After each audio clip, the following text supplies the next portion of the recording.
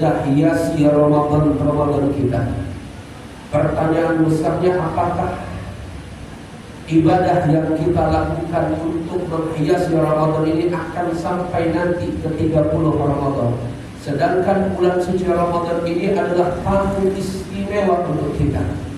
Kalau kita berpacu kepada salah satu kalam sahabat Nabi Muhammad, yaitu Umar bin Khattab, beliau pernah berpesan kepada kita di dalam kitab Nasaihul Ibad bahwa sesungguhnya Allah itu menyembunyikan 3 perkara di dalam 3 perkara.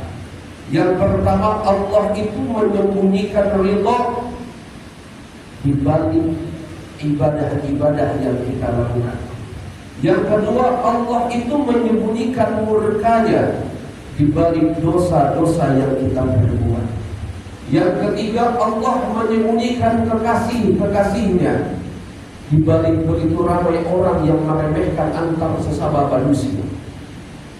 Yang pertama, kita ambil pesan Umar bin Khattab. Sesungguhnya Allah menyembunyikan ridhonya di balik amalan-amalan atau ibadah yang dilakukan oleh hambanya. Hari ini kita beribadah kepada Allah.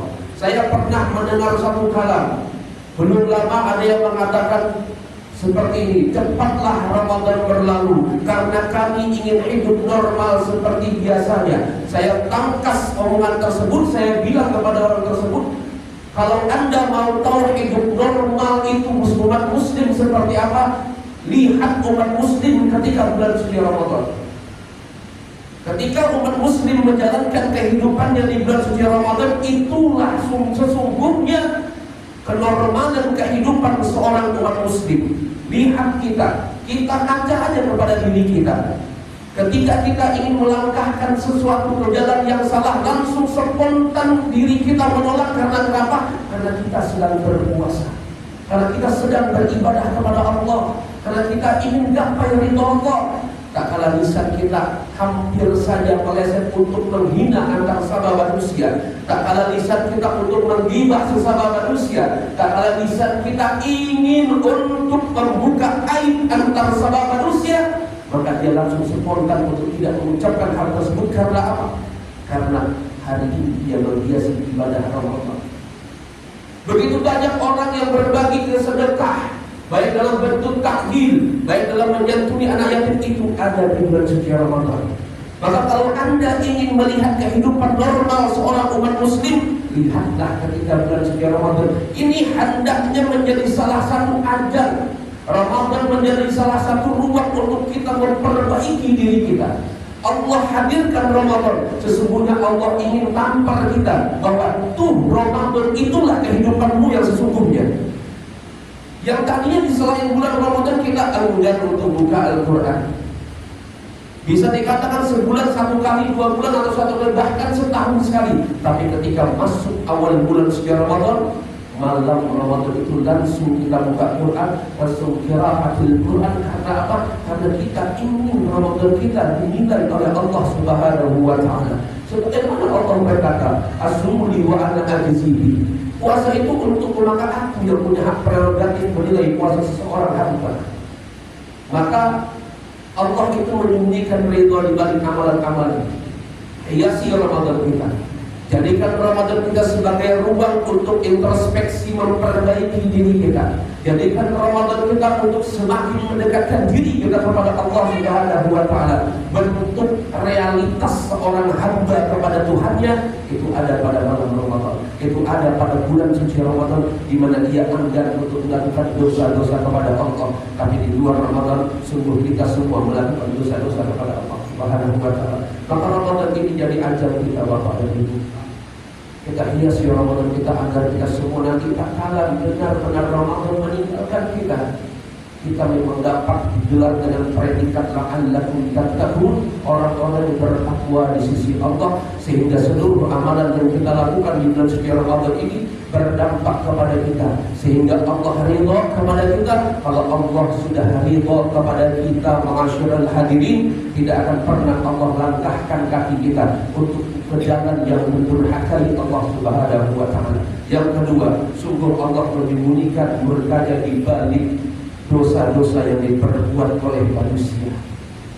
Jangan pernah kita pandang bapak dan ibu, nanti saja kita taubat, umur kita masih panjang, nanti aja untuk kita kembali kepada Allah.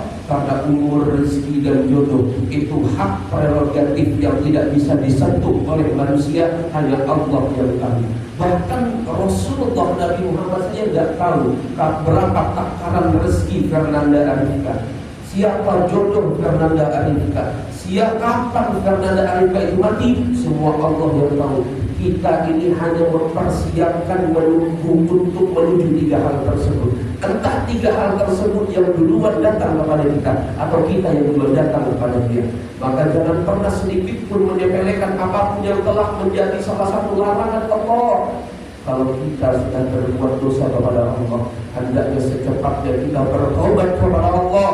Jadikan taubat itu sebagai salah satu dawam ibadah kita, dawam amalan kita setiap harinya. Sehingga tak kala seseorang hamba sudah mendawamkan taubat, maka Allah Subhanahu wa ta'ala akan sampaikan dia ketaubatan nasuha, di mana dia tidak akan pernah sedikit pun ingin mendurhakai Allah Subhanahu wa ta'ala.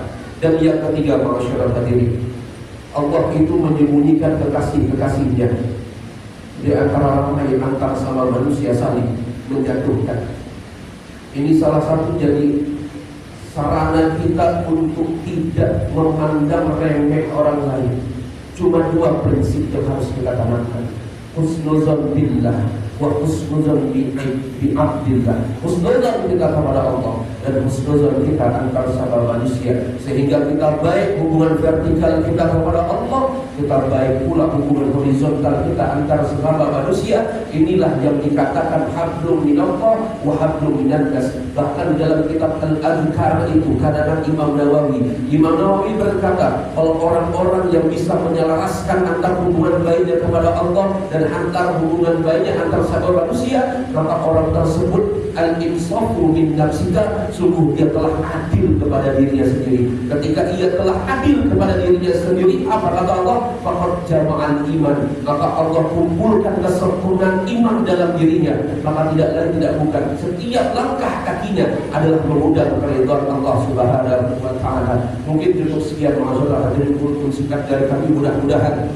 apa yang kami sampaikan ini menjadi wasilah kita untuk senantiasa berlomba-lomba meningkatkan kualitas ibadah kita kepada Allah, hingga 30 hari Ramadan kita hiasi dengan ibadah dan kedekatan diri kita kepada Allah yang semuanya mengundang keridhaan Allah Subhanahu wa ta'ala. Akhirul kalam, usikum binafsi bittaqwa. Assalamualaikum warahmatullahi wabarakatuh.